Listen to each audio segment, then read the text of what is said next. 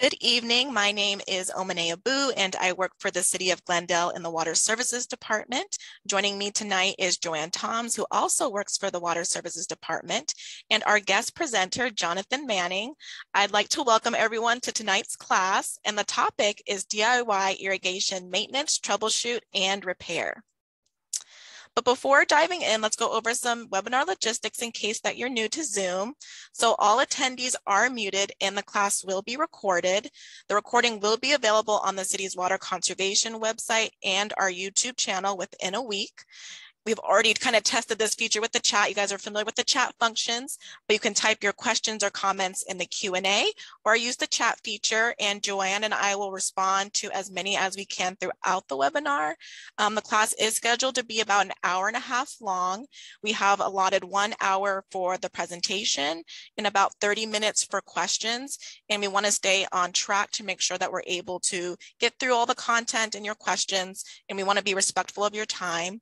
And if you experience any technical difficulties throughout the presentation, feel free to contact Joanne Toms via email or phone.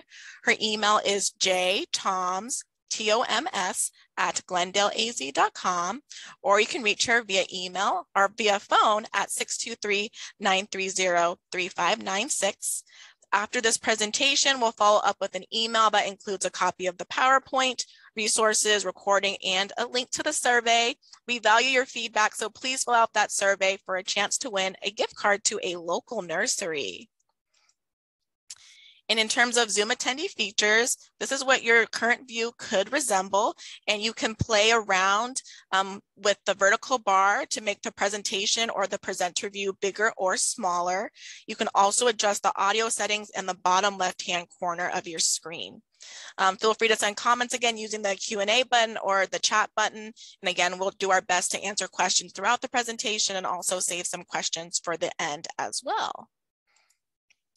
And Glendale has a lot of great free resources that we offer, but this is the one that I'd like to highlight. It's a free leak detection guide called the Smart Home Water Guide.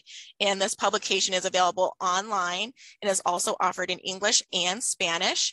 And I'm old school and I always like having the hard copies. So if you prefer to have a hard copy, we can email or we can mail those out to Glendale water customers.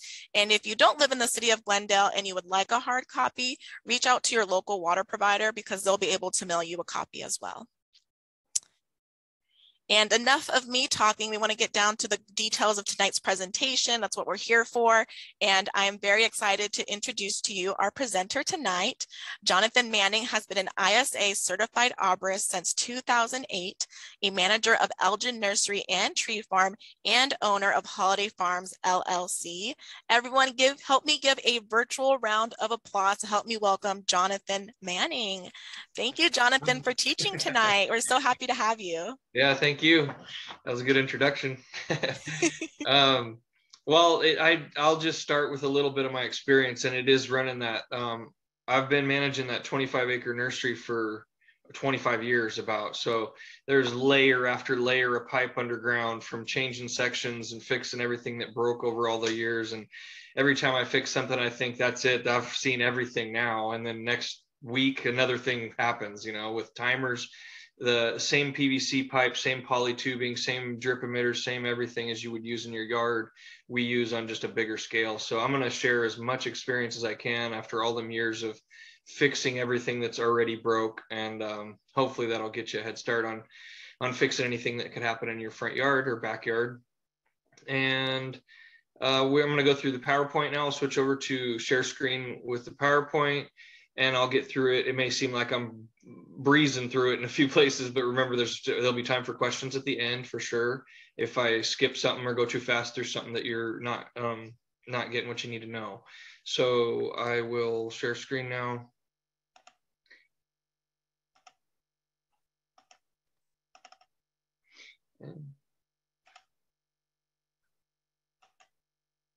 Are we there? Looks good to me, Jonathan. Okay, so for starters, there's my email. I'm always happy to help anybody with questions over email. So if you want to take that down or look it up later, since it is recorded, you can email me pictures of problems or just questions anytime you want, and I'll get back to you as soon as I can. And hopefully I can provide some help that way too in the future as problems come up. So the first question I get, working at a nursery and people coming in, or just friends that I know about plants a little bit, they ask there's something wrong with their plants and they don't know if it's too much water or not enough water. Well, this one question leads to a whole bunch of problems as far as irrigation systems go. More than not, I see people think maybe it's too much water. They back off and then kill the plants with drought. But it is possible to be watering, to overwater plants, but it's very simple to diagnose if that's the case or not. So if the soil is always wet when you check it for weeks at a time, months at a time, it could be too much water. But if the soil dries out between irrigation cycles on the surface, so if the surface of the soil dries out before the irrigation system comes back on and deep soaks it again, then it cannot be too much water. You can eliminate that option. But I got a few slides of what might be too much water here. If you see moss grow, or maybe toads taking up residence, it might be too much water. There is, the moss does grow here, especially on the north side, sun doesn't shine on it, but it can only grow if that surface never dries out. So that's one sign, one good sign that you might be keeping everything way too wet. The next one is not, the plants are fine, the plants being the lawn in this case, the grass is the plants, the trees probably enjoying a little extra water it can get from that lawn. But the problem with this is that I found the water running down the gutter 2-3 blocks away. So this is either a case of the valve stuck on, which is a big problem that we'll talk about later in this course. Or maybe the timer is just set incorrectly, which we won't talk about as much in this class, but there is another class coming up on the 19th that's all about programming the timer. So one of those two situations is wrong. It's running way too long for what that lawn needs as far as water goes. So that's too much water. It's not that it's hurting the plant, but it's just a waste of water, waste of money. And that's too much water in a sense. The next one is also too much water. In this case, it's a matter of the sprinkler heads are not fit to the size lawn, and it's very hard in all these weird shaped tiny little pieces of lawn that we have now to get the sprinklers just right so they wet the lawn but not everything else. You can see a little bit of it's on the sidewalk and a lot of it's on the side of his truck, and then all the gravel that's dark colored is also wet. So those sprinkler heads could be switched out to a shorter throw sprinkler head, like ones that don't spray the water so far, and that would solve a lot of problems and stop wasting water. There's another problem here besides just wasting water, is that wet gravel is going to grow weeds, and then you're putting chemicals out there in the environment, wasting water, putting chemicals out in the environment, all these things because the heads of the sprinklers aren't the right size for that little piece of lawn. So that's something we can hopefully learn how to fix in this course also. So that's kind of cases where it could be too much water, and maybe too long of running, so it's too much water. But mainly too much water is always never drying out. That's when it can actually hurt the plants, is that it never dries out. But so maybe you've eliminated that. Can't be too much water. The soil does dry out between irrigation cycles, but now how do you find out if the plants might be too dry? And I like to go over all these because the plants themselves are the best guide to whether your irrigation system is working or not. It'll tell you if a drip emitter's clogged because you'll see that tree on the right. It'll tell you if your timer's not set frequently enough because you'll find that plants are showing signs of drought. So the plants really is what tells you. It's easier for the plants to tell you what's wrong with your irrigation system than for me to say you set your timer at this exact frequency for this amount of runtime, because everybody's yard is different. Everybody's soil's different. Everybody's plants are different types of plants. Everybody's environment as far as like sun exposure and all that is different. So it's better just to let the plants kind of tell you how it's going. And so this slide here, I'll explain a little bit about what's going on. The one on the right, I think, is obviously wilted. The leaves are down, they're soft, like old lettuce in the fridge maybe. And the one on the left is a nice tree. It's full. It's got leaves in the middle, leaves on the outside. The one in the middle, the tree in the middle, is the one that I really want to point out as a very subtle symptom of drought. If you look in the pot, it's hard to see a little bit. There's a lot of leaves that have turned yellow and fallen off. And those leaves came from the middle of the tree. So it's a little bit bald in the middle. It's not quite as full as the tree on the left. So it's very subtle, but that's how trees compensate for lack of water. Trees and shrubs both, leafy trees and shrubs, as they don't get quite enough water to keep all the leaves healthy that they have, the oldest leaves they have turn yellow over the period of weeks. This doesn't happen in one day. And so this is a sign that there's not quite enough water to support that plant to be lush and green and healthy all the time. And they'll show you over a long period of time, weeks, months, that you might not be watering enough. The one on the right, the wilt, that's like needs water today. That is a drastic situation, needs attention right away.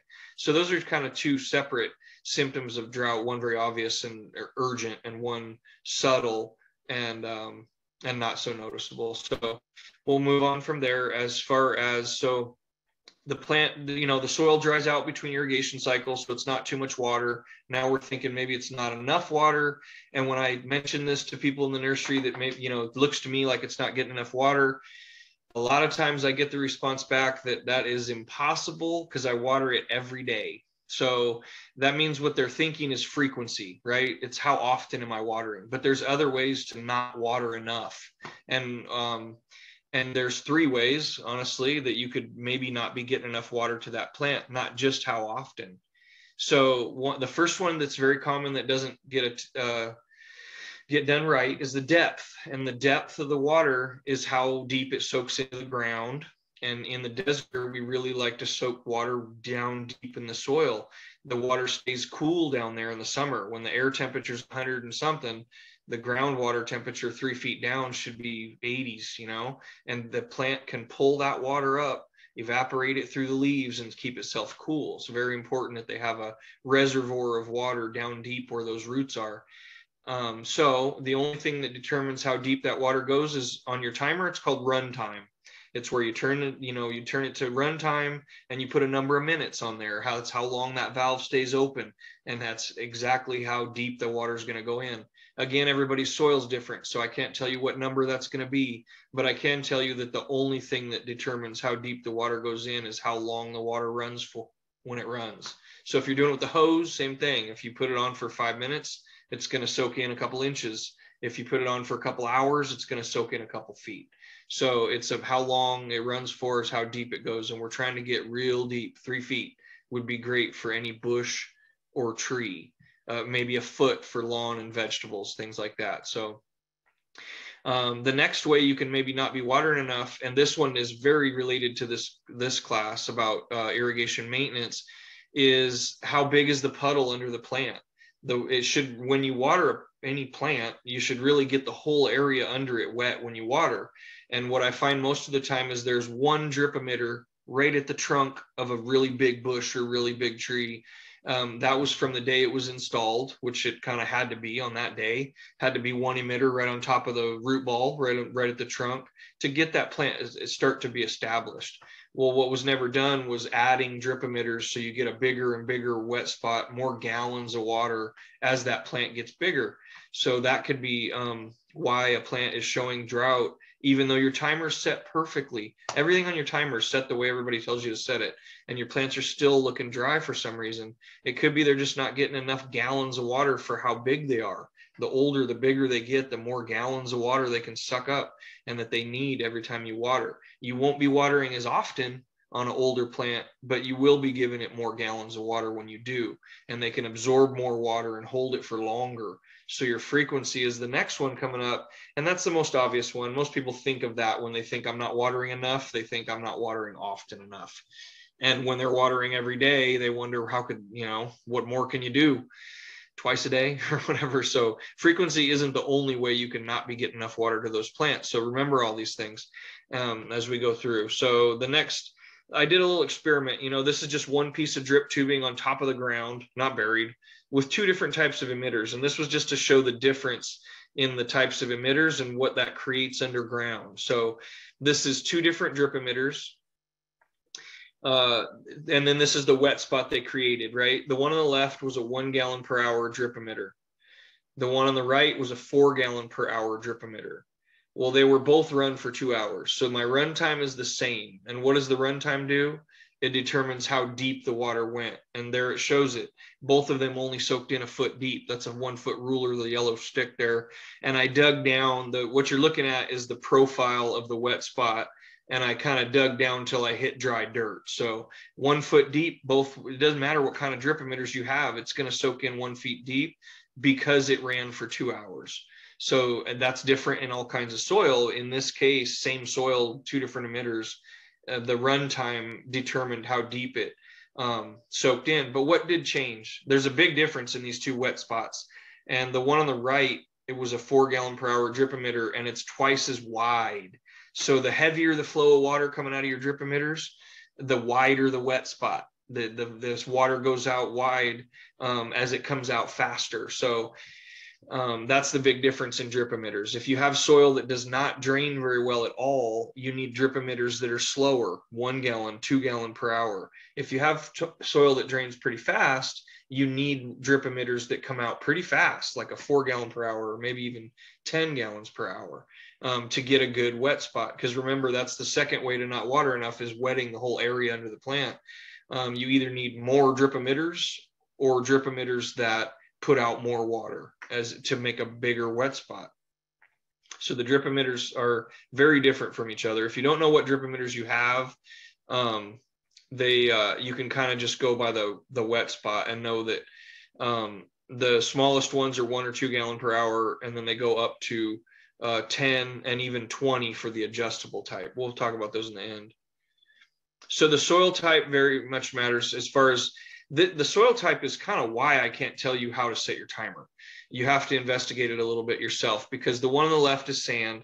I'm going to do the 2 extremes. You know, the one on the left is like the hilly areas of town. If you live in an area that was desert, not fields, before your house was there, and there's canyons and hills and desert everywhere, there's a good chance that the gravelly, sandy soil was like scraped off the top of the mountains to make your spot for your house flat and filled up the valley. So you might have, in the same backyard, you might have solid rock and then this gravel that you could leave the hose on full blast and it just disappears into.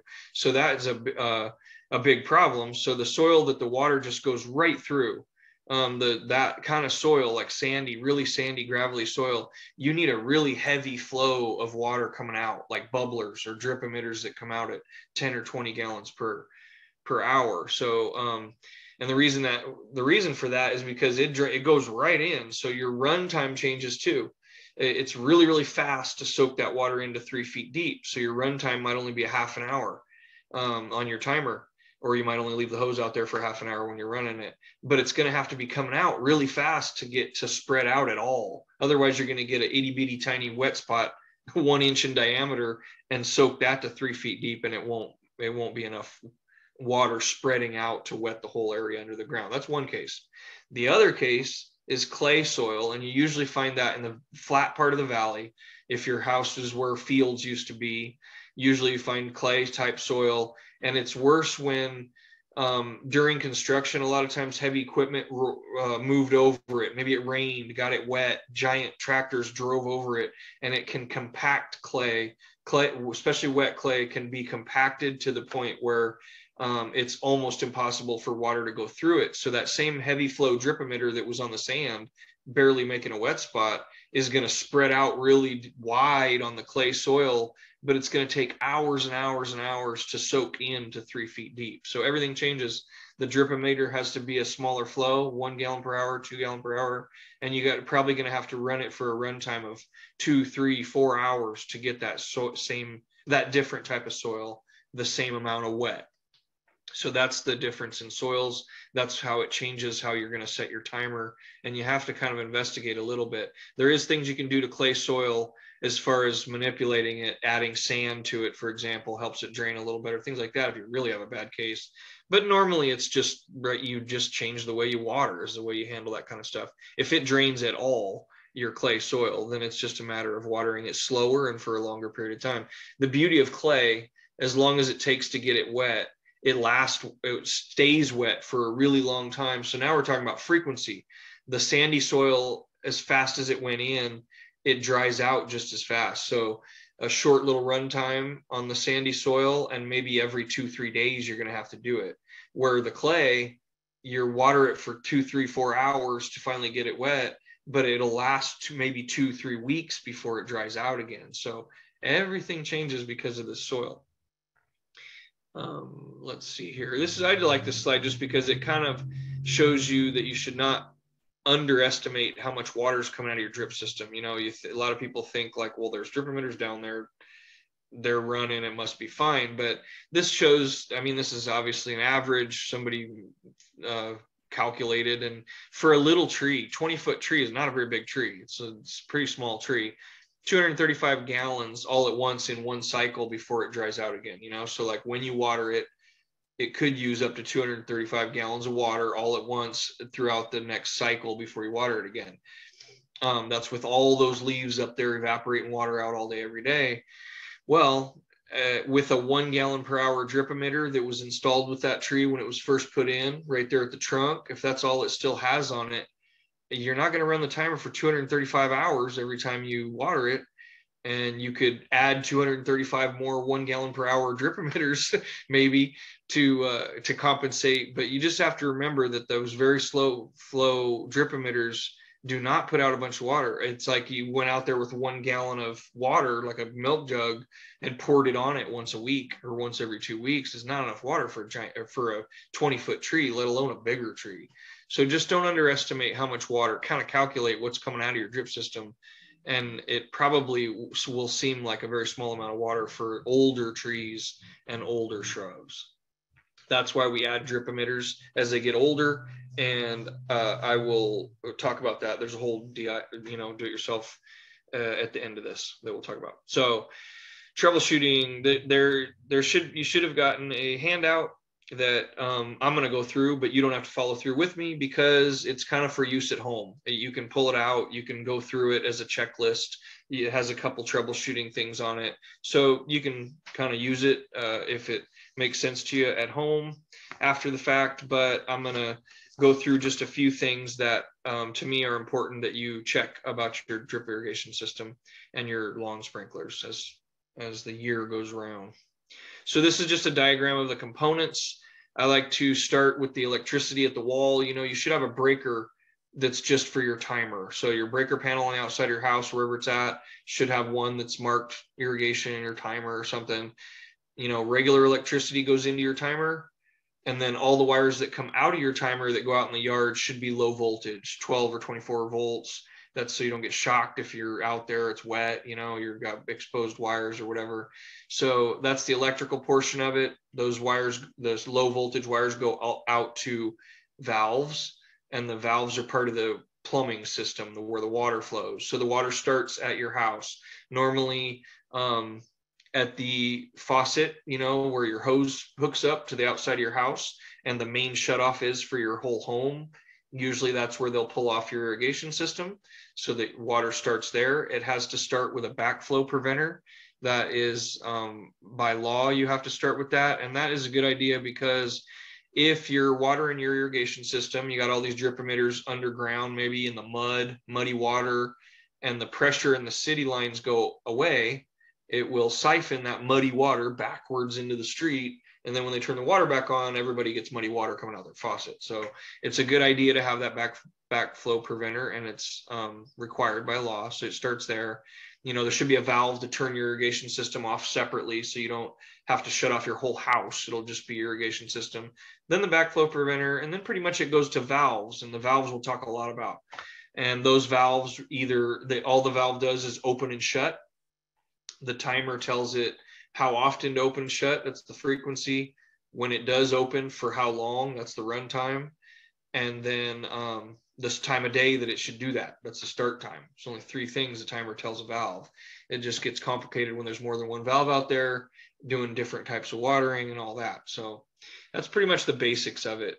And let's see, the things I do with the timer, checking the programming once a year, or at least, or if I open the door, I change the frequency 4 times a year, at least. And that is the frequency is what I change all the time.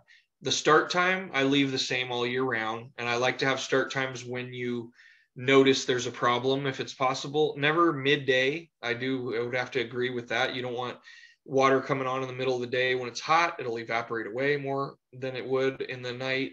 But I hate to see people put their irrigation run at midnight or 1 in the morning and they never see problems happen. So how about like 6 or 7 in the morning, 6, 7 at night? That's a start time. And once I figure that out, I leave it all year round. The run times also, remember what a run time does is the valve stays open for a certain amount of time, and that soaks the water in a certain depth. And I want that depth winter, spring, summer, fall. It's always the same. So I don't ever change that either. The only thing I change in a timer year round is about 4 times a year. I change the frequency. That's how often it's coming on. And I do that, winter, spring, summer, fall. What I really like to recommend is also in a monsoon, because when it gets real humid during the monsoon season, I bring the water to less often. Plants need less water when it's humid than they do when it's dry. So from dry June to wet end of July, there's a change in there that you should probably compensate for and save a little water. As it gets humid and muggy, you can water a little bit less frequency. So that's actually 5 with that one times a year. So when you're in there, when you're in there changing the frequency, check the current time, make sure it's right. If the current time is flashing, it means there's a problem. Just like an old-fashioned alarm clock, like if it's flashing, it means that it's not the right time. So that's not only not the right time, probably a lot of the rest of your program got erased also. As far as programming, that's a difficult one because every company, every brand of timer has a different button, switch, dial to do the same things. They all do the same functions. They just have different ways to put in the information. So the way you put information into your particular brand would be best to get from your owner's manual or tech support from that company, things like that. So I won't talk much more about that, but you should, if you find that there's a problem with it and it got erased, it means the battery inside was dead and your power went off even for a minute, and it'll erase the program a lot of times. So before you do anything, replace the battery and then go to reprogram the timer, make sure the whole program, all the programs that you're using are correct. That's one thing I do if I find that the current time is flashing. If it's not, I'm going to assume that everything's running the way that I left it, and then I'll go to the frequency and make sure that I'm kind of the right frequency for this season. The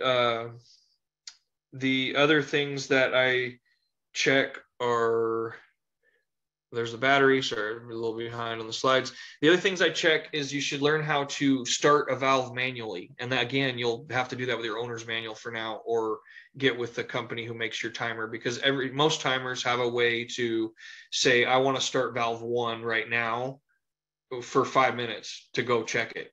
Not wait around till the start time happens at, in the middle of the night or whenever and catch it accidentally. So you should learn how to start a valve from the timer. If you can't, it's okay, because you can actually start it from the actual valve, and I'll show you in a minute how. Either way, the point is you should open all the valves you own, either with the timer or down in the ground in the box where they are, and you should walk through and make sure that, like, these sprinkler heads don't need to all be changed to shorter throw heads or something, that somebody should notice that this, the irrigation system is doing this when it runs. There's clogged drip emitters.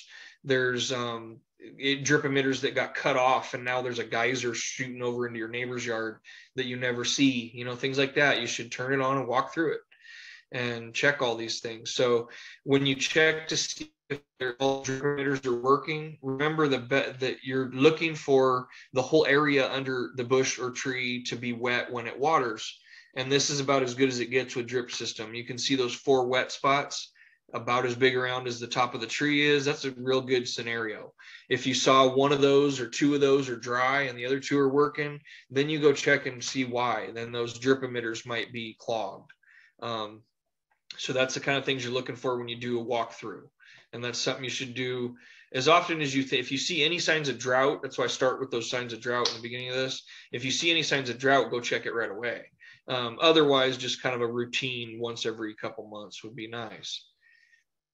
And so this is the valve I keep talking about. It's down in that box. Usually there's round boxes rectangle boxes. They're tan or green usually. So let me go back to that. So you can turn the valve on manually. That thing with the 2 wires going on the top of it is called a solenoid. And it usually has a lever on it that says on off, and you can turn that thing, and not all the way around till it falls out, but just turn it a little bit till water starts leaking out the bottom of it, and that whole valve will come on. So if you can't figure it out on your timer, turn it on with that. Other valves have a different way to turn them on, but they all have a way to turn them on right there at the valve in that box underground out there in the yard. So if you have to do that. Another thing you might check if you have problems with a lot of clogs or low pressure is this Y filter that my thumb is on in this picture. That has a little cap on the end that you can, while the water's off, you take off that cap, then turn the water on. Water's going to blast out of that hole, but it's going to take the garbage that it may have collected out with it. Then you turn the water back off so you can put the cap back on. You put the cap back on and leave it like it was.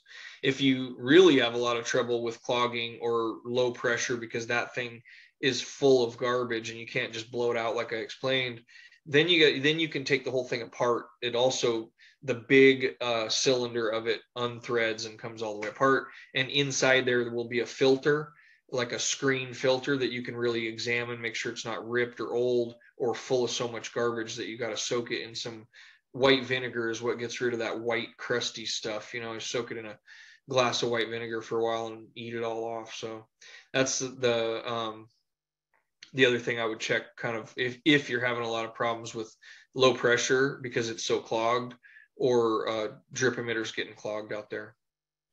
And then another good off the system, and if this is a lawn sprinkler system, maybe it's the very furthest sprinkler head from the valve works the same. You can take it off, just the inside part out, or you can take this cap off, turn the water on, blow some water out the end of it. And I do this after any kind of repair, because if you've been repairing the system, that you're inevitably going to get little grains of sand, maybe pipe dust from cutting pipe, things like that get into the system. And you don't want those things to go out and clog an emitter or a sprinkler head. You want them to go out the end before you put it back together and then check it and make sure everything's working right. So you definitely blow water out of that end cap and then turn the water back off, put the cap back on, and then turn it on to check your drip, what you've done with your repair. So that's some stuff that I routinely do with the drip system.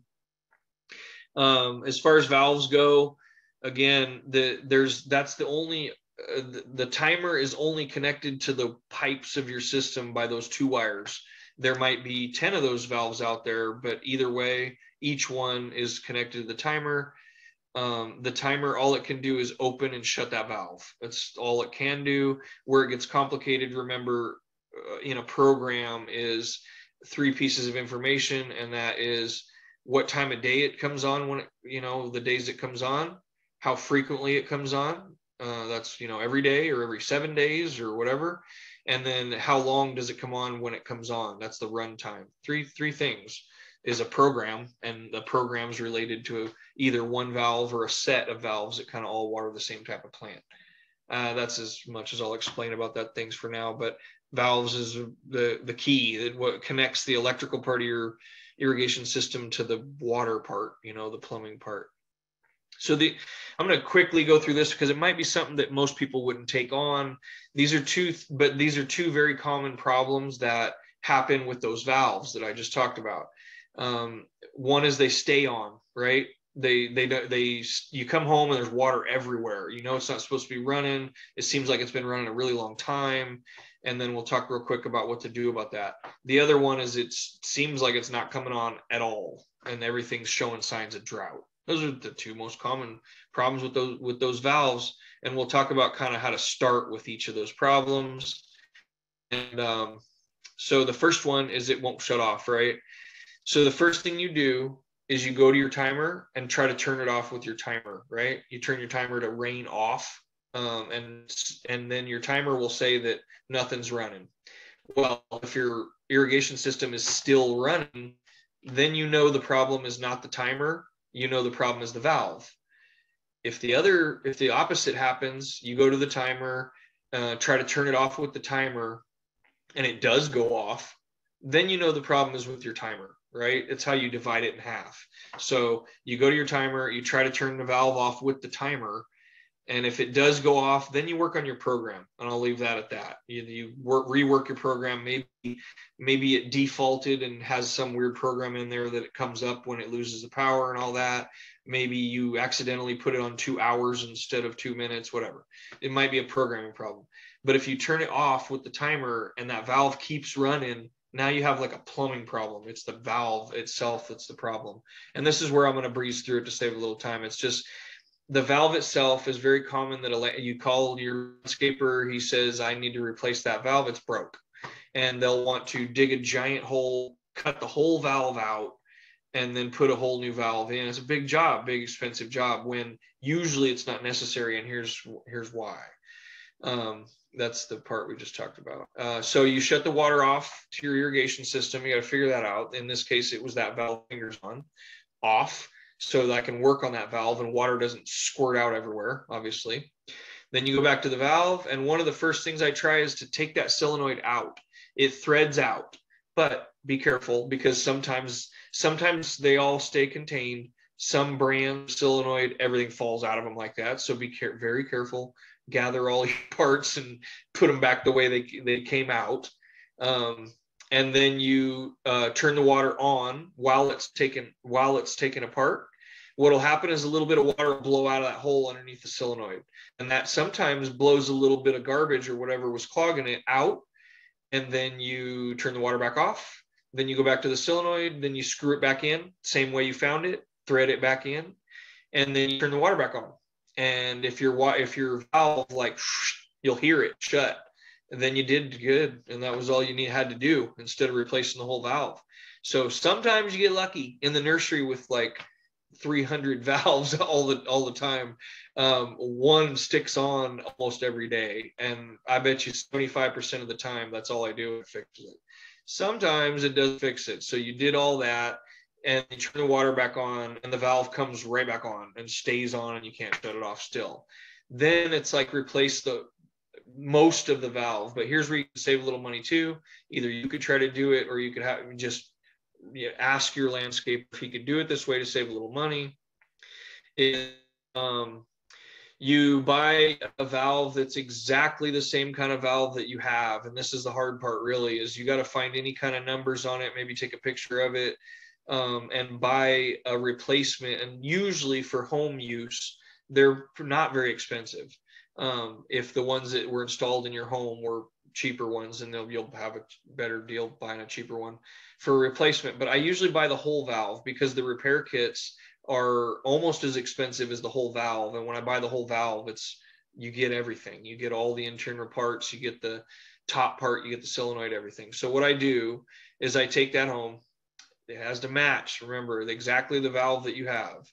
And most valves have all these screws that you take apart like that. Some nowadays even just have one big giant nut that you thread off, but you take it apart the way that your valve comes apart, and you unhook the wires, and just to know, the colored wire tells the timer what valve that is, and there's always a white wire, and the two wires coming out of that solenoid are both black. So it doesn't really matter which way they go, one way or the other, as long as one is attached to the same colored wire that it came off of, and then the other one's attached to a white wire, you're good. So you take those off, and make sure you're using wire nuts that are made for irrigation. They have wax inside, so the wires don't corrode. And so you take all the stuff out of it, right? You end up like making sure, again, that pay attention how everything goes together. You take it all apart. And then, so see this bottom thing on the very bottom of the photo, that's just like a cup. It's like a hard plastic cup. There's no parts in it. After you take everything out of it, what's left is the cup. But that cup on the bottom is threaded into the pipe of your system, and that's where it gets expensive. If you have to cut pipe and dig a giant hole and try to figure out how to get a new one back into the system, glued back in with pipe and threaded in, all that is the expensive part. And it's very rare that there's anything wrong with that bottom plastic cup thing. So if you have all the rest of the valve from your new one, you leave that old cup in the ground. and it saves a ton of time and money. The only thing that could be wrong with that bottom part that's threaded into your system is if it's actually cracked. So sometimes where the threads go into the sides, it's cracked, and you'll see if while the water's on, it would be full of water. If that was the problem, when you open the valve box, the whole box would be full of water. The valve would be underwater when you find it. So if that wasn't the case, you could leave that bottom hard piece, that plastic piece into your system, and save a whole lot of, you replace everything with the new one that you bought at the store. You take it apart too. You take them both apart all the way, and you put all the top part of the new one onto just that bottom cup of the old one, and then put it all back together exactly the way it came apart. And you do have to pay attention. Some of the little holes, they got to line up. And like I say, this might be something more than some people are willing to take on, but even if you're having somebody do it, you should know what's going on, so they don't try to charge you more for replacing the whole valve when it really could just be repaired from the bottom up. Anyway, put it all back together. If you're doing it yourself, make sure all those parts go in there good. And these are all the new parts from the new valve that you bought, getting screwed into that base of the old valve that you had from before. And then you put it all back together, turn the water back on, and hopefully then that's like everything that could go wrong with that valve is brand new. So you hook the wires back up on the solenoid, put it all back together, turn the water back on, and hopefully whoosh, it shuts, and then your problem solved. And so that's one quick run through of what you could do with that. The other one is that it's not coming on at all, right? You see symptoms of drought out there in your landscape, right? Plants are showing symptoms of drought, and you don't know why. So again, you start at the timer. You go to the timer, and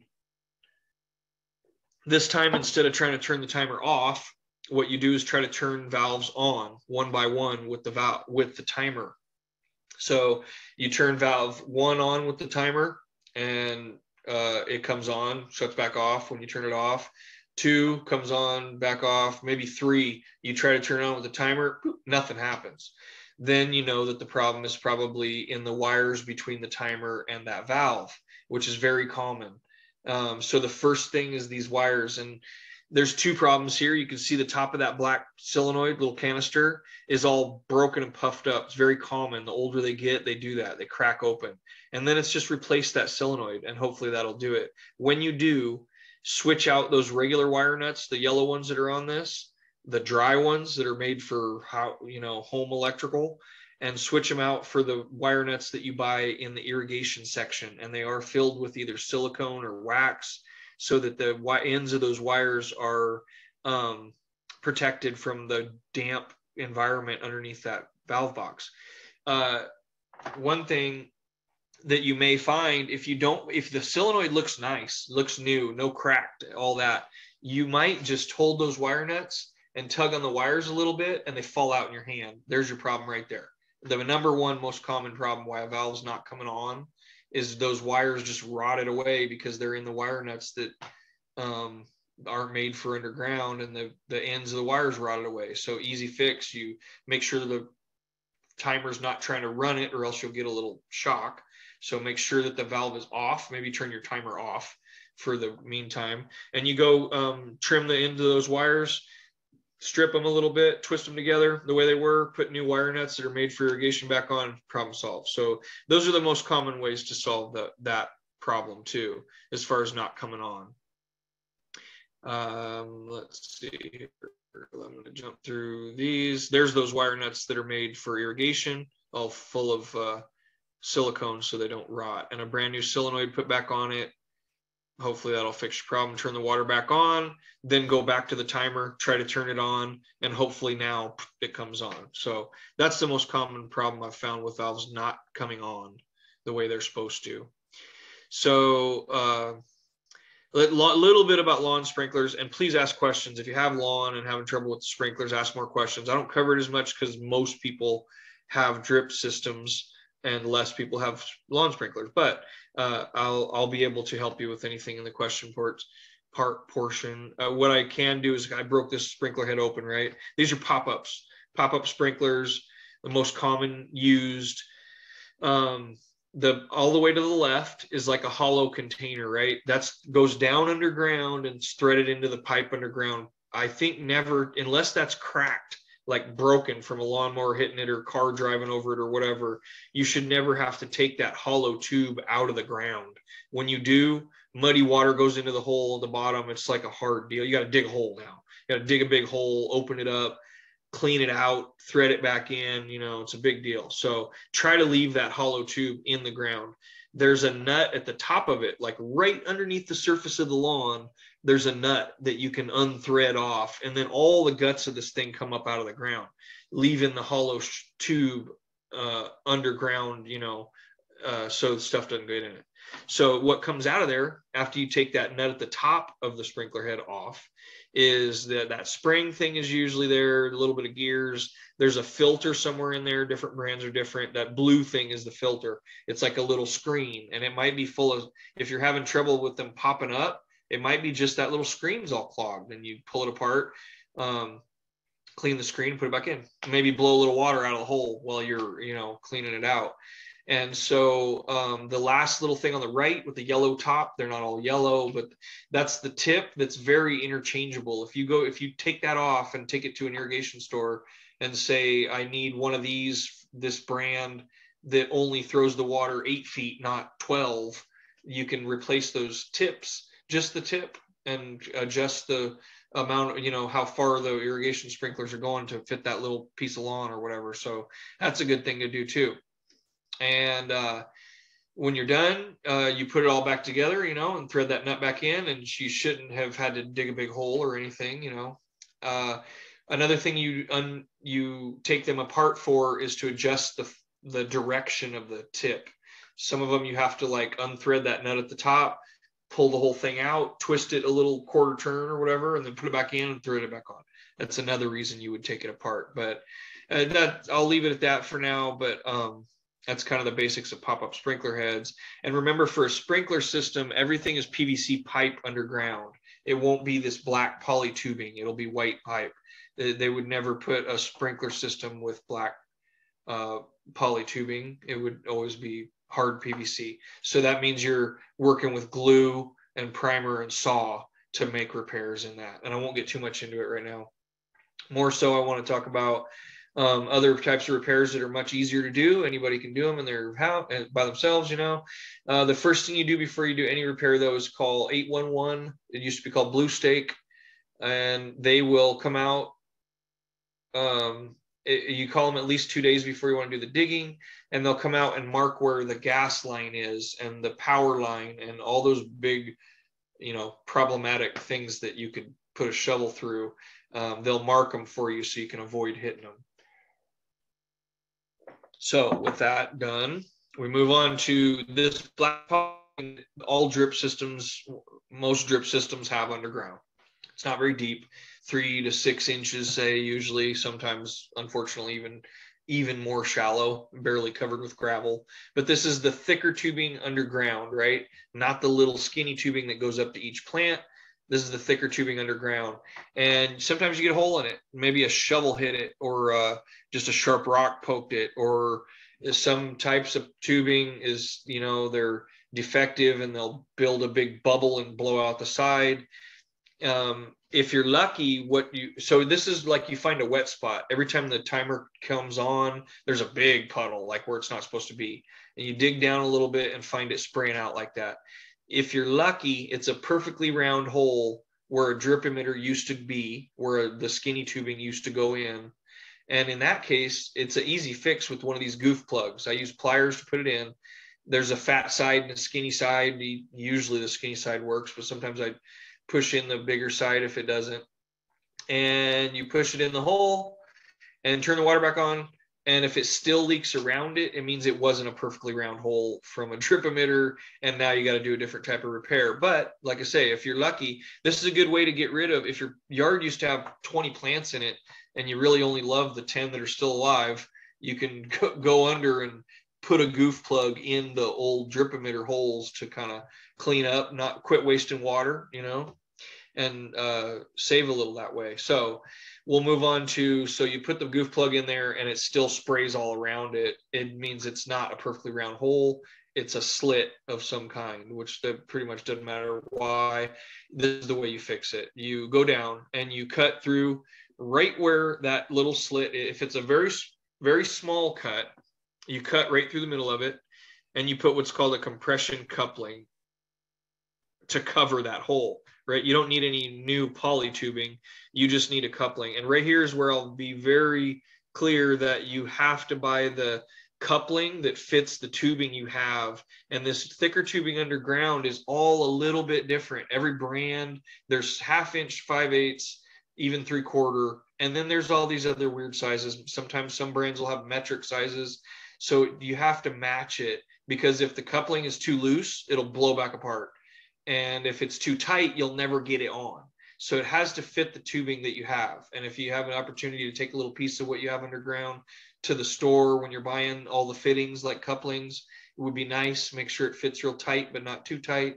But it is very important because it's different. Everybody's yard probably has a little different, type of tubing underground, and you have to buy these couplings to fit your type of tubing. So with that said, no glue. You don't use any glue. I've seen people try it and it makes it worse. Everything slips back apart. No glue. You just push it on. You it onto one side, you shove it on the other side, and now where that slit was is the coupling. The coupling took the place of that cut.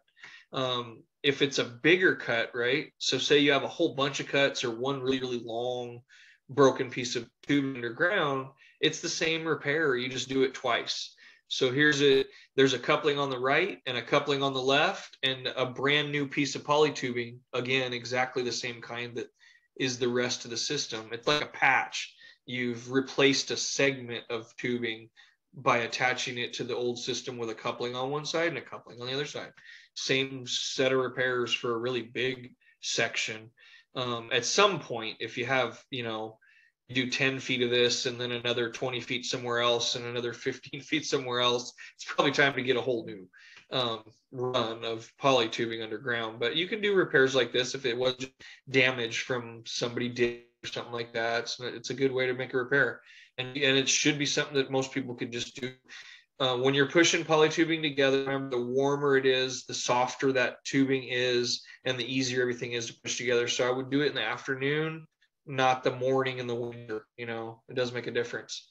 I do not recommend heating it up with a torch, which I've seen people do. And I've also seen people melt it down to nothing and ruin it with a torch. So I do not recommend that.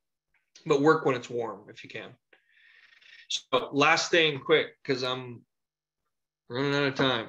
The last thing is a do-it-yourself project. That's a very easy one that I think most people could do. And it's a very important one because, as I was saying, as a landscape gets older, a lot of things change. It's not the same as the first day that the plants were put in the ground. The first day they plant these plants in the ground, everything has to have one drip emitter or two right on top of the roots, right at the trunk. That's just for a couple months until they start to root into the ground. And already they're going to need drip emitters a little further away from the trunk as the roots grow further away from the trunk. And then, years from now, lots of things change. I mean, a really good desert landscape could really be almost weaned off of irrigation as 5-6 years go by. You might have plants that aren't very desert adapted that you have to water for longer. But either way, as a landscape grows bigger and bigger, the roots get deeper and wider, and they require more water when you water, but they'll hold that water for a longer period of time. So older landscapes should not be watered every day by any means. It might go through the whole winter with no water, and then you water once a month through the summer, something like that, on an older, deeply rooted, established landscape. So one thing that you do have to change, though, for any landscape as the plants get bigger is more drip emitters. Because really, remember, you're trying to wet the whole area under the plant when you do water. So how do you do that? I mean, there's that one. This is an old Texas Mountain Laurel, 20 years old probably. And it still has that one drip emitter making that one little wet spot on one side of the trunk when it waters. And unfortunately, It's probably suffered a little. It's also stole a lot of water from the bushes around it, is why it's still alive, period. But it could be a lot healthier if it was getting watered better and watered specifically for its own needs. So the first thing I do is, here's a few things you might need for this project. Is a roll of tubing. You have to be careful with this tubing because it's 1/4 inch.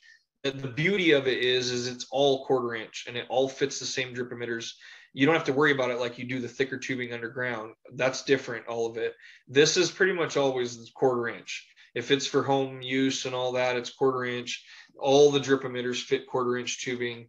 The problems come in where you might grab a roll of this and find out it's soaker hose, and that means water comes out all along the sides of it. They also sell 2 different materials that it's made out of, more probably, but the two most common is this kind of glossy finish and then vinyl. And vinyl is like matte finish. Vinyl people like because it's soft and it's easy to put together. I do not like it personally because as easy as it goes together, it blows back apart more often to me. So just the old-fashioned glossy poly tubing, 1/4 inch, a roll of that, and you'll use it all the time to do these little repairs. So have it around, even when a drip emitter gets like cut off or shortened up by some damage, you can replace that too. It comes in handy. Pair of pliers, I like to put goof plugs in, and some of the things you have to have pliers because it's hard to do with your fingers alone. One of those little pokers. In a pinch, I've tried to use a nail or a screwdriver or whatever to poke holes in polytubing. And every time I go through one side and out the other, and now I got a hole to patch on the backside. So it's nice to have these little pokers. What they do is they stop halfway through the tubing and don't go through the other side. So it's handy and they're cheap, $1 or $2 a piece, if that. And you can buy them in the irrigation section of any hardware store or irrigation store. These are not goof plugs. They're hollow in the middle. So they're like couplings, and you attach the 1/4 inch tubing to the thicker tubing underground with them. Some of these are handy to have around. And then drip emitters. And there's all different kinds of drip emitters.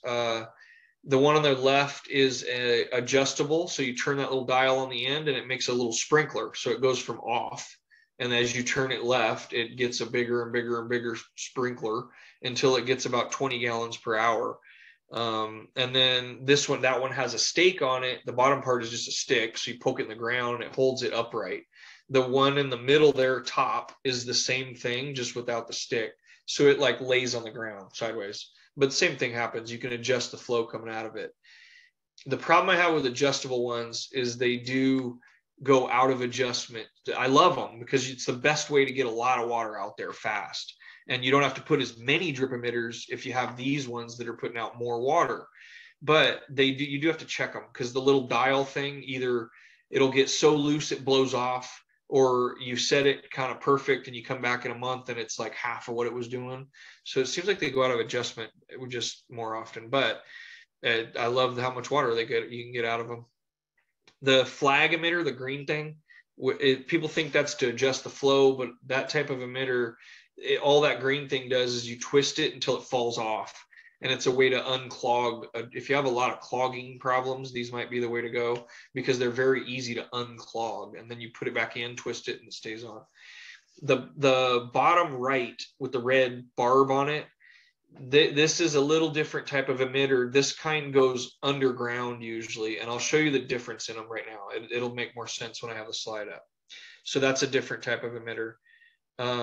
So let's get started. So the way that I do this is, the only thing you can see is that one drip emitter, right? So I start tugging on it real lightly, not hard, because if you find it'll pull it out of the tubing if you get there, but gently pull. It shouldn't be very deep. Usually they're a couple inches deep through gravel. So lightly pull it up out of the ground. When there's any kind of resistance, dig a hole with a trowel and try to see if that's where it might be connected to the thicker tubing.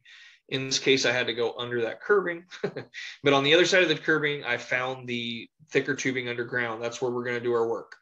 So here's where I'm going to tell you too, here's a lesson from experience. Do not dig a hole and throw that dirt on top of the gravel. You'll never get it separated again. It'll be a muddy gravel like spot forever. So what I do is lay out an old sheet or a tarp, and I put the dirt on top of that. The first thing I do is scrape the gravel with a flat shovel or a hoe way back away from where I'm going to dig, right? Keep the gravel separate from the dirt. So I scrape the gravel back, pull it away, basically, pull it back. And then I dig a hole, and every shovel full of dirt I dig out of that hole, I put on a drop cloth, a sheet or something, or in a bucket, whatever. But do not let the dirt go into the gravel.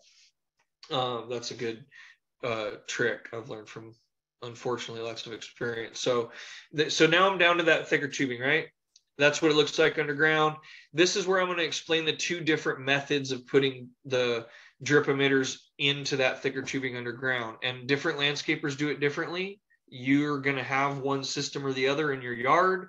The way you tell is if above ground at your bushes or trees, you have just the hollow tubing, it means you're the top version. And that's that drip emitter is right there underground, poked into the thick tubing.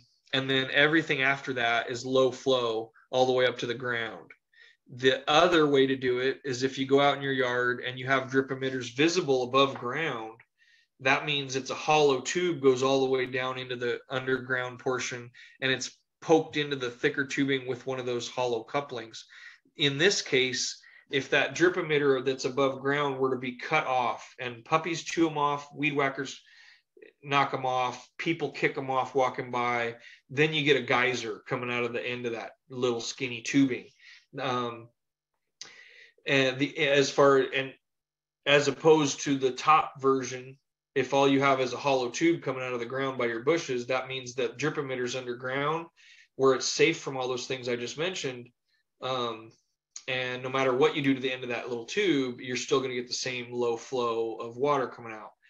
Sounds great, but if you want to go adapting your system, like changing the drip emitters from 2 gallon an hour to 4 gallon an hour, or if you want to unclog a drip emitter, it means you're doing this big digging a hole project every time.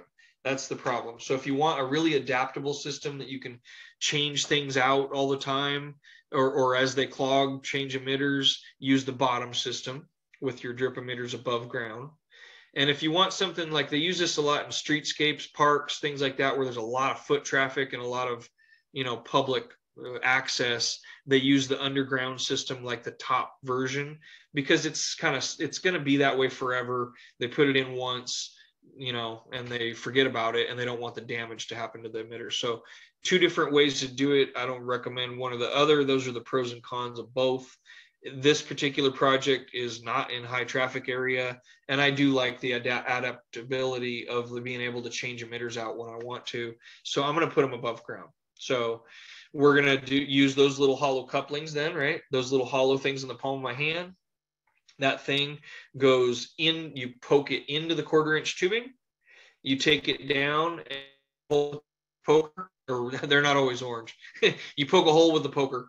And here's a trick about that. You leave that poker in the tubing for just a minute or two, and it keeps that hole open, and it stays open for longer. So if you leave it in there for a minute or two, pull it out quick, and then poke in your barb, it'll go in easier because that hole was like relaxed open. So that's one trick about that. You poke it in. So there's two where there was only one. And I did this all around the tree, lots of these, dug down, found the bigger tubing, did it. The tubing at the above ground portion, you cut it. I use pruners to cut all this stuff because they seem to work good and I always got them around. You throw whatever kind of drip emitter you're going to use on the end of it. There's a flag emitter, adjustable emitter, whatever you want. And then you bring this back up. Remember, dirt first, pack it in good, then drag the gravel back over it. Then you should never know anything happened right there. It's not like a mud spot out in your gravel. It's a nice back to the way it was. And then what do you do after any kind of repair? You take the end cap off the system, blow it out, and then put the cap back on, and then turn it on to see what you've done. And the whole area under the tree is wet. There's also drip emitters on the outside of that curbing you can't really see. So the whole area under the tree is wet when it waters. Lots of gallons of water coming out there for this old tree. And then not very frequently. I only have to do this every 2 weeks in the summer. And that is that little project, and dang, like 4 minutes over, right? What do you think? I got time for questions, so you got a lot. Yes. All right. We have some great questions, but first, Jonathan, I just want to thank you for such a phenomenal presentation. I'm sure you saved our attendees a lot of future frustrations. So thank you for that, because we all know, again, we don't want to be irritated with our irrigation. Yeah, exactly. All Hopefully right, it'll so save a lot of water too. yeah, we'll save water and we'll save headaches as well. So one of the questions that came in related to like the beginning of your presentation is someone said, do you mean that emitters with bigger flow rates are better for sandy soil? Yes, absolutely. One big problem I find is, a lot of landscape companies, they're stuck on what they do. We always put 2 gallon per hour drip emitters on everybody's yard. Well, they don't differentiate between this person lives in this rocky, gravelly soil in whatever, Estrella Park or Verado, and as opposed to somebody who lives in the valley where the soil is much different. So it might be something that you have to adjust afterward, but I definitely think heavier flow in really gravelly, sandy soil, it should be a really heavy flow of water for not a very long run time, because the roots only go so deep. So when you think the water is soaked into about 3 feet deep, that's the end of your run time. I'd say it's about a half an hour, and then you're gonna have to do it more frequently, unfortunately. So because as fast as that water goes in, it also evaporates back out. But yes, a heavier flow of water on sandy soil is definitely a good, I would say at least 10 gallon per hour. Maybe those adjustable ones would work great. The adjustable ones that go up to 20 gallons an hour, or even old fashioned bubblers. Bubblers go up to as fast as the hose comes out if you want them to, but either way. Awesome. Thank you so much for that. And someone else asked is they wanted to add a drip line from the poly tubing. Is there any easy way to locate the tubing that is underground? I follow it back from what I can find, and that's the drip emitters or the tubing above ground. So wherever you find that, it's like pull it out of the gravel, which you're gonna have to put it back, but you pull it out of the gravel just gently, don't pull too hard, because that's when you pull it out and then you lose where it came out, but pull it gently, and where there's a little resistance, then I would expose that area, dig it up a little bit. And they don't run poly tubing underground in like zigzags and curlicues. You know what I mean? You can kind of, if you find it here and the next plant that waters is straight that way, you can kind of line up, like connect the dots to figure out more or less where it's going underground. It's not going to be making weird turns and twists and all that. It's pretty much as straight of a line as they can get, where they can still get drip emitters to every plant that it has to cover when you turn it on. When you turn a valve on too, it helps, because then you can see like, okay, this bush is watering here and that one's watering at the same time, so the tube has to connect the two, and the straightest line is going to be where it's at. It is hard though to find sometimes, and remember, they're not usually very deep either. It's a matter of 3-6 inches probably is the tubing underground. Perfect. Actually, I think that was one of the questions too, was someone was asking how far underground should poly tubing be? I like 3 to 6 inches. I mean, I've found it many times where you trip over it because it's above the gravel. It's like, it just depends. It's kicking a little gravel over the top seems to be the cheapest way to do it. But to me, 3 inches deep is fine. I mean, if you get 3 inches of real dirt on top of it and then gravel on top of that, it's pretty safe from like foot traffic, or even if somebody were to drive their car up on your yard. It's flexible tubing, and 3 inches deep should not hurt it. So I would say about 3 inches deep would be my favorite depth for that stuff. And then it's easier to get to when you do need to make repairs or add to it, all that. That's good to know. Thank you for answering that. So again, you shared a lot of ways to repair different things that we might encounter. And so someone asked, are there recommendations for what products to buy in terms of like poly tubing or anything else? And also, where should they be purchased? Very good question. Thank you. What I like to do, and I think, let me see if I have that. What I like to do is go to irrigation stores. You know, there's three big chains that I'll mention that's without preference of any. They're all great. Ewing, Sprinkler World, and Horizon are three big chains. There's probably a location of one close to you. And I used to think they were all the landscapers buy their stuff there, but I thought it was wholesale only. But all of them do sell to the public. And the salespeople there, obviously, it's all they know. They know about irrigation. And if you mention that you're looking for really good quality stuff, they sell it. You know, a lot of hardware stores and box stores, they only have one type, and it's usually the cheapest type because they're price oriented. You know, they want people to get the best value. But what I would do, you get what you pay for in poly tubing, especially. It can be the same diameter, but the walls of it are thicker, from like paper thin to really thick. And paper thin walls means the pressure of it eventually blows bubbles out the sides. So I've seen many cheap poly tubing.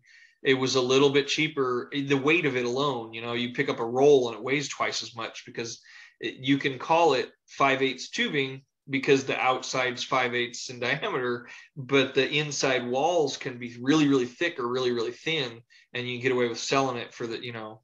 So I would pay attention, and I would buy it at irrigation stores and tell them that's what you're looking for. A really good quality product is what you want, not the cheapest. And have them help you find, and especially if you have parts. The only problem with irrigation stores is sometimes there's products that like the big box stores only sell, like kind of the cheapest products. And if you're trying to replace like that valve, for example, you have a valve that's already installed in your yard and you're trying to match it exactly, they might not have it. But if they don't, they'll tell you that, and you'll have to go find where they carry it. But in general, I would buy all my stuff from irrigation stores where they know their products, and you can mention that you want good quality, because it varies a lot. And you'll save a little bit, but it'll cause you endless problems in the future if you cheap it out. Yeah, great recommendations. That's an awesome question and answer. Another question we had is, so flag emitters are not designed to turn on or off water? No, flag emitters, that flag, all it does, you twist it and it falls out, and then water blasts out of it to get any kind of garbage that clogs it up. If you have a lot of clogging, they're wonderful because you don't have to replace the emitter every time. You can clean it. It's basically for cleaning out the emitter is the flag. And it has a groove. If you twist it, a little pin and groove line up where it falls out. You put it in and twist it and it locks it on, and you twist it to where it falls out and it comes apart. And I've had a lot of times, trees will grow their roots into the drip emitter because that's where the water's coming from. If your drip emitter is buried a little bit, roots will grow into the hole where the water's coming out, and they'll clog their own drip emitter with their own roots. So sometimes you got to watch that. And those ones are very handy to just like pull it out, clean it out, and maybe leave it above ground where they can't do that again. That's so funny up there. They're ruining their own drip system. I know, it's got too greedy. Another question we have is, how often should the flush cap be opened and flushed out?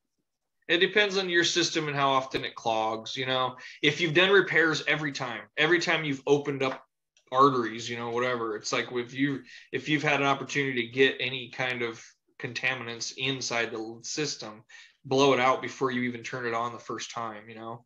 But if it's running good and you don't have any problems with clogged emitters, I don't very often, honestly. If the system's running good and you don't have clogged emitters and you have not done any repairs, I would say maybe once a year, just in case. Good to know. Yeah, these are great questions, guys. Yeah. Keep coming in. We'll be answering questions until 7:30. So another question we received is, could you provide your thoughts on the value of the stakes that are put in the ground, where you put the spaghetti lines in versus an emitter? Good or bad idea? Yeah, I do have some opinions about that. So deep watering, like the people who do agree with the water should be put in deep. That's where I think the theory comes in, right? It's like to get it 3 feet deep, why not just go straight to 3 feet deep? Well, there's also roots in the whole horizon, you know, from the top to the 3 feet deep. So to skip all those roots and go straight to the deep ones, to me, is a mistake. First of all, there's another problem with salt. Our soil is really salty, too salty for some plants. Desert adapted plants don't seem to mind it, but there's a problem with salt. And what happens is our water has some salt in it. It goes out. the pure water evaporates away and leaves salt behind over and over and over and over and over and over, right? So the salt builds up in the soil. It gets worse. Sometimes you'll even see like white crunchies all over the surface of the soil. That's like salt buildup, and it's toxic to plants at some point, no matter what. Well, what gets rid of that is leaching, and that's like putting water on the surface of the ground and running it for so long that it dissolves that salt and washes it away, like beyond where the roots are. That problem of salt on the surface tends to get worse with those pipes. I think it like you never get that. The water never runs past the surface to wash that salt away. So it like you put the water down deep and it still evaporates, finds its way to the surface and evaporates and leaves that salt behind on the surface. So I think it adds to the salt problem. And it definitely, I don't think is a good idea to skip all the roots in the 1 foot range and the 2 foot range and just get it down to the 3 foot range. I mean, the point is kind of to make a wet spot the width of the plant and the entire depth of the 3 feet, not just jump it to 3 feet deep. So I'm not a big fan of those. I mean, I think there's probably applications, right? Like where you don't want mud for people walking by, maybe in parks and stuff. I don't know. There's probably an application for it, but I definitely would not use it as a way to soak the water in 3 feet deep. You do that with the run time. You start at the surface and you run it long enough to get it down to 3 feet deep. You don't skip that stage to just get straight down to 3 feet. Great. Yeah, we got questions rolling in. So someone in the chat had said that their neighbors have a sprinkler on their system that has been adapted to a drip system for their vegetable garden. And because of this, their vegetables are only watered when the grass is watered. How can I help them to separate their drip systems and sprinklers and get drip for the veggie garden on its own timer? You probably don't need a new timer. What you need is a new valve. So you need to wire, you need like a pipe with water to go out to the garden. Excuse me. And so the pipe, you need a water source out by the garden that you'll have to peel off of the rest of the system. And then you'll need its own valve is the main thing. So the valve needs water and wires, basically. The wires need to go back to the timer. The water needs to go back to the water source, wherever the rest of your system gets full pressure water. And then then once you have a new valve, you can program it into your old timer. Your old timer should have room to put another program, right? You got program A, program B, program C. Once you have a new valve that's just for the garden, then you wire that valve up into your existing timer and just program it into a separate program that's just for the garden. Probably C, program C or whatever's not being used for the rest of your system. If you have program A as your drip system, for example, program B is your lawn, now you have program C that only opens up this new valve that's for your garden. So the work of it's going to be installing a new valve to just the garden, and then wiring it back up into your timer, I think would be the way to do that. Although, I think it's probably a really good idea. If you're willing to do that, it'd be a really good idea because you can, to be able to separate it would be a good thing. It might work. It might be working. I don't know, with the lawn. Sometimes of the year, it would line up as far as frequency go, but it would be so much better to have it, for the vegetable garden, its own frequency is mainly what you're doing. So what you need its own valve for and its own program for is to be able to say, I want it to water at this frequency, and that frequency is separate from my drip system and separate from my lawn. So that's the main reason you need a separate valve on its own program. Awesome. I love that we're getting all these questions. Thank you everyone for the engagement. We appreciate it. Another one is, do you have like any ideas or tips on how to repair a broken PVC pipe? Yeah, I just didn't have time to get into it, but PVC pipe is, I guess, how can I short? It's always a hole in the ground. You're always digging that hole and finding where the damage is. And you cut PVC pipe with they sell pipe cutters if it's 3/4 inch pipe, skinny enough to use. They sell like a cutter that makes a real clean cut on the PVC pipe. You can use a saw with really fine teeth. It leaves an edge that you kind of have to wipe off. It leaves like little like sawdust, but like pipe dust, with a saw. So you can use either one, but you're gonna have to cut it, and then you use PVC glue and primer. And beyond that, that's the big difference between PVC is you got to cut it with a saw or a cutter. You got to patch it back together, all gluing parts together, But there's also, I do see in box stores now newer types of fittings that don't need glue. I don't know. I mean, it goes on and on, but to do it the old fashioned way, like we always have with PVC, you glue it, you prime it, everything that you're going to glue together, you cut it all to fit, you prime it all with the primer, the cleaner, and then you put glue on it and push together and hold it for a minute or two while it sticks, and you get it all back together. It is a bigger job, it's something that I didn't know if all homeowners would want to take on by themselves, but I do it every day. So it's it's not impossible. But it is, specific problem, maybe email me, a picture of what you're trying to do and I can mark it up or something, and that might be a good one on that one. Awesome. Thank you for making yourself available to diagnose these problems. Oh, definitely. Another question we have is, what if critters chew through the above ground emitters? What would you do? Do you bury the emitters underground or do you cover with mulch? Oh, well, the mulch might work. Yeah. I would if you have a real serious problem with that, I would do the emitters underground method, those little flying saucer looking emitters that poke into the thick tubing. And then no matter what happens to that 1/4-inch tubing above ground or anywhere, they could dig it up and it still works. They still continue to work the same no matter what happens to the end of that tubing. So it's probably a better method if you switched them all out to that, but it might be an easier job to cover them up. I mean, even just mulch, you could just bury the end if that would solve it too, depending on how much work you're going to want to do. Maximum would be switch them all out to underground emitters. The easiest might be the mulch, or just to bury the ends of the tubing enough where they don't get it. So it's kind of up to you how much you're willing to put into it. But perfect. Yeah, sorry that you're dealing with those critters. Yeah. Next question is, any suggestions for preventative maintenance or just keep my eyes open for problems? Yeah, just observe the system is what I wish people to do. It's checking it out. The drip systems are not, they call them automatic systems, but man, it's they're really not made to leave forever on their own. There's things to do. There's change the timer's frequency throughout the year when the needs of water are different, and check for those leaks. Stuff happens, leaks happen, and emitters get clogged or kicked off, and sprinkler heads get somehow adjusted to hit the brick wall instead of your house. Instead of the lawn, whatever.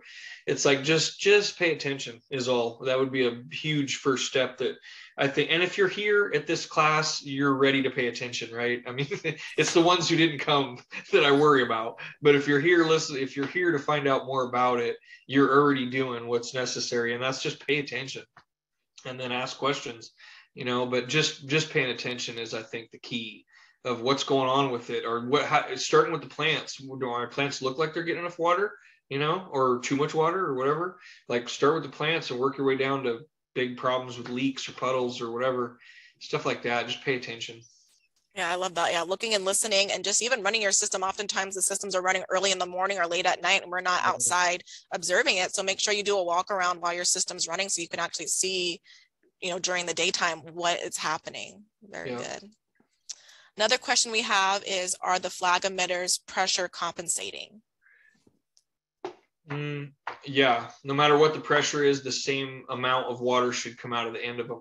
Down to the point where nothing comes out. But if at a certain low pressure where they start to drip out, no matter how high the pressure gets, the same amount of water should come out of any drip emitter that I know of is like that. They back up the water to only let that much come out. So the flow is what it's registered to be. It should be, even if the pressure gets really, really high, it still should leak out at 1 gallon per hour, 4 gallons per hour, whatever. So yes, I think to answer that question. All right, so this is the last question. So guys, I'm going to read this question that I have. Sorry if I skipped any. I think I pulled them all, but if you have any burning questions, we got about 6 minutes left. So type furiously in the chat if you have any more questions that are popping up as you hear another question, or if you just hearing responses, just let us know and we'll answer them. Again, we're here till 7:30, so we got the time. So the question I have is, do you have any preference for poly tube versus the PVC pipe that has attachments for the drip tubing? And they put in the parentheses, similar to sprinkler heads, but you attach drip tubing to it. Yeah, I know what you mean. Those are called multi-heads, and you run PVC pipe like a sprinkler system underground, and then everywhere you want drip emitters, you put these multi-heads up, and it gives you different options of what to flow it. They're good. That again, like the other system, it depends on what you want. If you want flexibility and able to like change emitters out whenever you want, it's a good system. It's cost too. It's cost more. That type of system costs more. The PVC type system costs more. Where I've really seen it necessary is if you have gophers. Gophers chew through the black tubing where they won't chew through the PVC pipe. So that's one reason why you would spend more money to do the PVC. The PVC system, when you get it done, if you have a landscape that you've designed perfectly, you're going to want it to be that way forever, and you have these plants here and these plants here, and that's where you're going to stay, then it's a really good system for like permanence. It's like hard, it's durable, long lasting, a little more expensive, but it's great like that. If you're the kind of person like me who wants to like, oh, a jasmine would look really good right there, like adding stuff all the time, it's kind of hard you got to dig down. Sometimes you can't reach the new plants you want to do where the multi-heads are coming up. So you can't run that 1/4 inch tubing more than 3 or 4 feet. So you can't like run it 20 feet across the yard with that little skinny tubing from where the multi-head comes up. So it's a matter of like digging down and doing that PVC repair that I said was a little more challenging, and then running PVC pipe to where you want to put a new plant, putting a new multi-head in. So if you're doing that all the time, it would probably be a little overwhelming. And I would stick with the poly tubing. That's very flexible and very easy to add to, take, or whatever. So it just depends on what you're looking for, really. But a lot of people do have a really good design. They're not going to add nothing to that front yard forever, and then it's perfect. It's like durable and long lasting. So it just depends on what you want. Perfect. And they responded to exactly what I was thinking, that poly is more adaptable. Yeah, for sure. And I like to add stuff, and that way it's easier to do with poly. Okay, let me just double check. I have a couple little tips, I think, if the questions slow down or yeah, share them while I'm scanning. That'd be perfect. Then I want to remind everybody, don't forget you should have a garden hose. Everybody should have a garden hose, one or more. And don't forget that it's a good way to compensate for water issues. So say your whole system is doing fine, all the plants look terrific, but there's that one big yellow bells or orange jubilee or something that wilts, before everything else does. Throw the hose on it. It's like, again, this is about paying attention to the landscape, and you can save a lot of water instead of changing your whole irrigation timer to fit that one, like canary in the coal mine, the one that wilts first. Just remember to use a garden hose. And one thing, I don't know if you can see it, this thing's like an egg timer. Can you see that? It goes on your hose and you turn it to up to 2 hours. You set a time and it turns it on, but it shuts it off automatically. And my problem with wasting water was always like, I'd put a hose on something and then forget it for a day or two. And so it was like, these things save my life. Every hose bib I have one of these. There's no battery or nothing. It's just like it ticks away. You turn it up to the amount of time you want it to run for, and it tick, tick, tick, tick, and it shuts it off when it's time. So I throw it on 2 hours for a tree or a big bush, put it 2 hours, leave the hose dripping at the base of it, make a big puddle as big as the bush and leave it. And then I come back whenever I want, move the hose to a different plant, do the same thing again. And to me, it saves a lot of water to do that just on the plants that need it than to make the whole system run for those couple things that need more water. Another way to save a ton of water is if you do have like true cactus, clog the emitters. If you're here year round, I know some people aren't, but if you're here year round, you could throw the hose on those cactus once a month, if that, maybe once a month in the summer and not at all in the winter. And the older they get, you won't even have to do that. And you could save a lot of water by clogging the emitters on not just cactus, but maybe you have older mesquite trees or older like 5-6 years or more mesquite trees, palo verdes, ironwoods, desert things that don't need so much water. You can cap the emitters on them and just water what's left. And remember, if your whole yard is desert adapted, let it stress a little bit the older it gets. Stretch out your frequency more and more and more. And you can do that if you think you're stuck on a once a week cycle because you use the Monday, Tuesday, Wednesday, Thursday method. All timers have another way to put in a number. So you want to say, I water every 9 days or every 30 days.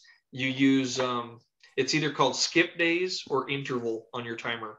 And you avoid using the days of the week at all. You don't use the days of the week. You use this number that stretches it out. And the older landscape an old desert landscape should not need water once a week, and especially in the winter, let alone in the summer, probably either. So just figure that out, and kind of, if it's all deserty, let it stretch a little bit, until you see a little signs of drought. And then, now you're really watering efficiently, and the trees are all the stronger for it. It forces them to root a little deeper, maybe stop growing so dang fast and you trim it off. They grow, you trim it off, they grow, you trim it off. Like, slow it down a little bit with less water and save that precious resource of water that we have. So anyway, that was my soapbox. Well, thanks, Jonathan. Again, I can't thank you enough. I know our attendees are super grateful for having your expertise on this. And so I just have a few closing reminders. Joanne posted it in the chat, but again, our next class in our Green Living series is Irrigation 101, Control Your Controller. And Jonathan mentioned about it earlier about how, again, if you wanted to go into the specifics of how to program your controller, this is the class for you. And it'll be taught by Jonathan as well, so you get to see him again. In person. So this class will be held in person on Saturday, March 19th, and it'll take place from 10 a.m. to 11:30 a.m. at the Glendale Main Library in the auditorium. So don't miss out on that class. I think it'll be really, really great and really helpful. Again, you're already interested in your irrigation, so if you want to take it a step further, learn how to program that controller correctly. Yeah, I can't wait. Yeah, and then last thing I just wanted to add before I let you all go is if you joined us later, you will all receive an email with the PowerPoint recording and a link to the survey. Again, if you complete the survey by Monday, you'll be entered in for a chance to win a gift card to a local nursery. Again, we value your feedback. This really helps us inform when we're planning our next suite of classes. So please fill out those surveys to let us know how we're doing. And again, I just want to thank you all so much for tuning in, and I hope you'll join us at the next class. And I hope everyone has a great rest of their evening. Thank you so much.